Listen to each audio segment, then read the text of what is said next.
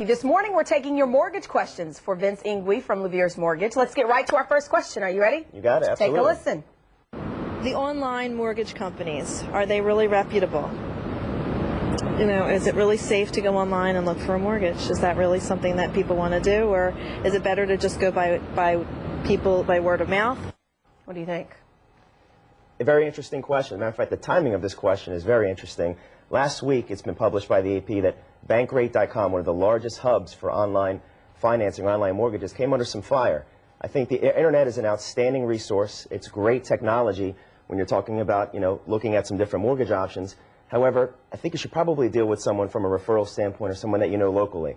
The internet, again, is a great tool to find out about mortgage products, to find out what might be the right loan, but actually transacting business on the internet, I think right now we're not quite ready for it. For example, in the city of Philadelphia, if you were to buy a house, there's a 2% sales transfer tax. In other words, if you buy a house for $500,000, there's a $10,000 sales transfer tax, which is unique for the city of Philadelphia. If you're dealing with someone from an online standpoint that doesn't know the local lay of the land, you don't want to find out about that $10,000 at the closing table. That's a good point. Internet, good tool. Probably want to deal with someone locally, though, through a referral, whether it be a realtor or financial advisor, as to where you want to place that mortgage loan. Okay. Well, there's so many different kinds of questions when it comes to mortgages. Here's another good one.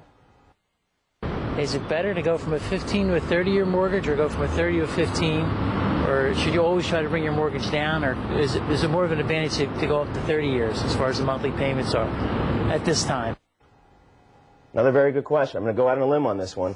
You should always take out at least a 30-year mortgage, if not even possibly an interest only. And I'm going to give you some reasoning behind that. The old conventional wisdom was that you should take out a 15-year mortgage. It's basically designed to pay down your mortgage balance so that you, quote-unquote, own your home.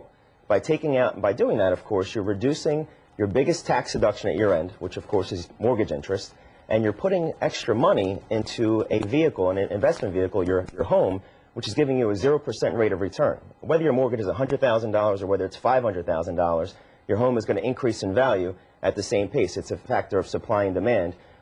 By basically taking out a 30-year mortgage or even an interest-only mortgage, what you're doing is you're keeping your highest tax deduction level at your end, and by taking the cash flow savings, the difference between the payments, let's say, for example, you're saving yourself $500 a month with a 30-year mortgage versus a 15-year mortgage, take the extra $500, put it into an investment vehicle that is giving you a positive rate of return. Okay. I promise you that in 15 years, you will have enough to pay off your mortgage completely and have plenty more on the side. And throughout this 15 years, you're much more liquid and you have a higher rate of return on your investment. Wow. Why nobody's mentioned that before? I've never heard. Good stuff. Thank you. Thank you for coming in. All right. Well, if you have a question for any of our experts, including Vince, you can send your question to AskTheExpert@fox29.com. This week, we're taking your relationship questions and some other ones, so try to get them in as soon as possible.